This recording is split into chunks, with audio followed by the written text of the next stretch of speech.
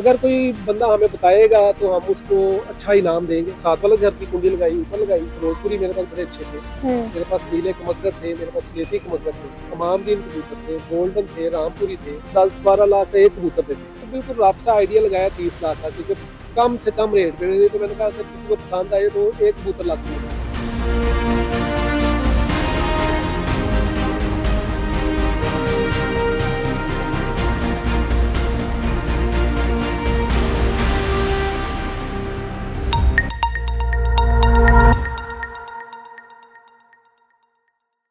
पाकिस्तान समेत दुनिया भर में देखने और सुनने वालों को अस्सलाम वालेकुम। मेरा नाम तैयबा आवान है और आप देख रहे हैं आज की दुनिया। और आज की दुनिया में चोरी चकारी तो आम हो चुकी है। और आज हम आपको बताएं, अक्सर आपने सुना होगा जेवरात चोरी हो गए, घर से पैसा चोरी हो गया, गली में से मोबाइल चोरी हो गया, घर से इस तरह की चीजें चोरी होती हैं। लेकिन आज हम आपको जिस चोरी के बारे में बताने जा रहे हैं वो घर की छत से 700 नायाब कबूतर चोरी हुए हैं। और हमारे साथ इस टाइम अमजद साहब मौजूद है जिनके ये 700 नायाब कबूतर चोरी हुए हैं। हम इनसे जानने की कोशिश करते हैं कि आखिरकार घर की छत से 700 कबूतर कैसे गायब हो सकते हैं। अस्सलाम वालेकुम सर, कैसे हैं आप?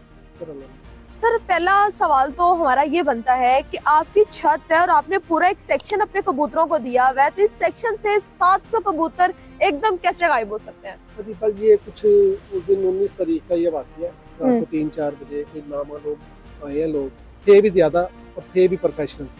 उन्होंने आके प्लॉट, आप कैसे कह सकते हैं ये चीज कि वो ज्यादा थे और प्रोफेशनल थे? क्योंकि इतने तादाद में कबूतर लेके जाना आसान काम नहीं। और जिस तरह वो लेके गए हैं, क्योंकि लाजमी बात है कबूतर स्पेशल चोरी ही कबूतर करने वाले, ये उन्हीं का काम है जिनको पता है कि ये क्या चीज है। उन्होंने किया है, ज्यादा बंदे थे तो फिर इसलिए इतनी बड़ी तादाद में वो लेके गए। प्लॉट में से इधर आए हैं, यहाँ से उन्होंने ये जाली आपने दिखाई होगी, ये काटी है, ये मैंने रिपेयर करवाई है।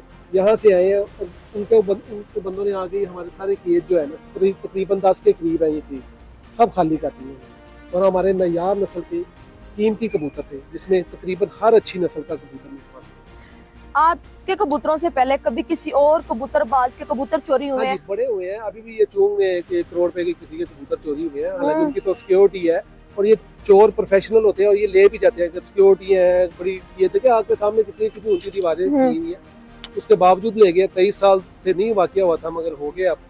23 साल से आपने कबूतर रखे हैं? 23 साल पुराना आपका शौक। आपने कभी सोचा था कि आपके इस तरह के कबूतर, सारे कबूतर गायब हो जाएंगे? कभी जहन में नहीं आया कि ये होगा इस तरह। हमने तो इन पे बड़ी मेहनत की है। 23 साल मेरी जिंदगी का आधा हिस्सा समय ने इस पे लग गया हुआ। तो बच्चों से ज्यादा हमने इनको टाइम दिया है। अगर 4-5 घंटे बच्चों को दिए तो इनको 7-8 घंटे।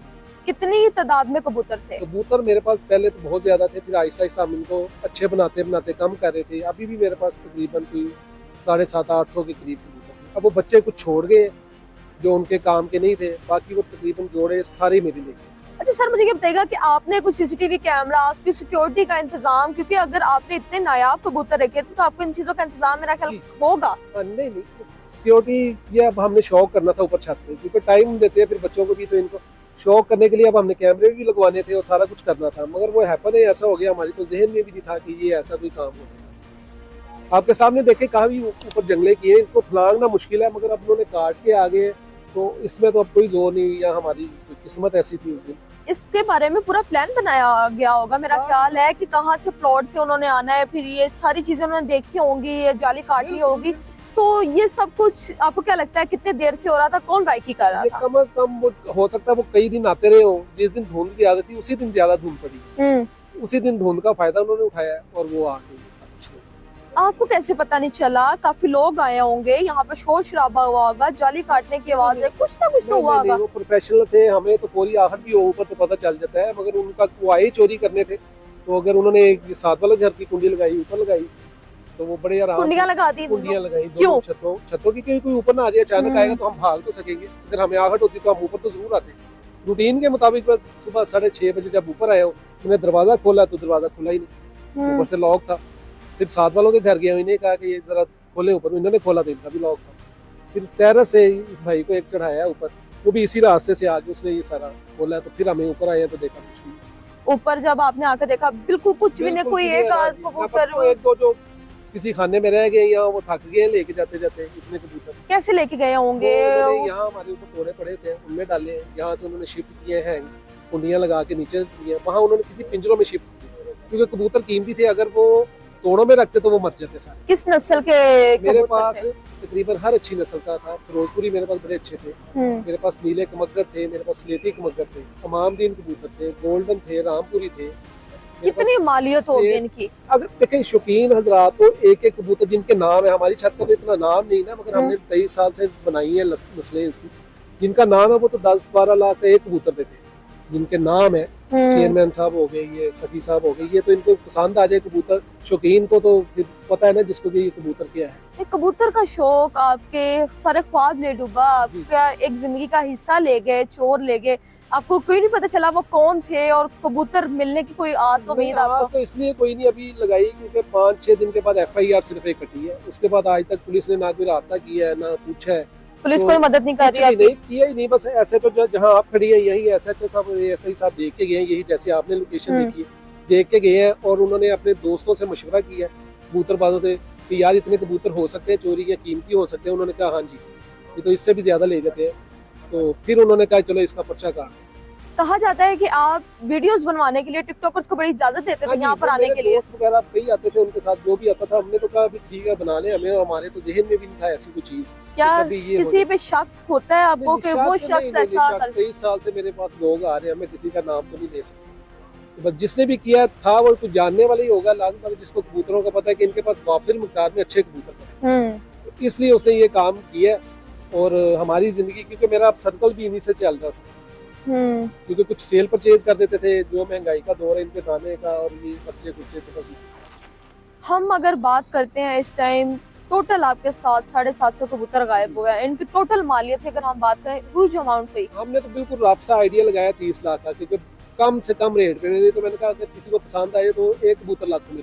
आपके 700-750 कबूतर गायब हुए हैं, अगर हम इनको टोटल मिला के इनकी मालियत की बात करें तो कितनी हो? ये तकरीबन 30 लाख जो है ना, हमने पर्चे में जो लिखवाई हुई है, 700 तकरीबन कबूतर और 30 लाख मालियत। 30 लाख मालियत के कबूतर आपने, तो अब आप क्या चाहते हैं? अगर कोई बंदा हमें बताएगा तो हम उसको अच्छा इनाम देंगे, बड़ा इनाम देंगे और अच्छा इनाम देंगे, जो हमें इस तक रसाई देगा। तो आपको क्या लगता है कि आपके इनाम के अनाउंसमेंट पे लोग आपकी इस बारे में मदद करेंगे कि आप जो है वो आपको बताएं कि कबूतर किसने चोरी किए हैं, कौन हो सकता है, किस पे शक हो ये सकता है? तो हमने अपनी खुशी से देंगे ना उसको, ये तो नहीं है, मगर क्योंकि कई भाइयों ने हमें फोन किए हैं कि भी हम आपको कबूतर भी देते हैं, हम आपसे मिलना चाहते हैं। मैंने उनको कहा आपसे दुआ कीजिएगा, आपका शुक्रिया अदा किया, आपके तवज्जुह से भी करना चाहता हूँ कि जिस भाई ने हमारे लिए ये सोचा कि हम मुझे वो कबूतर दें या मेरी मदद करें कोई, तो मैं उनका बड़ा शुक्रगुजार हूँ। सिर्फ उनकी दुआओं की जरूरत है, इसके अलावा नहीं।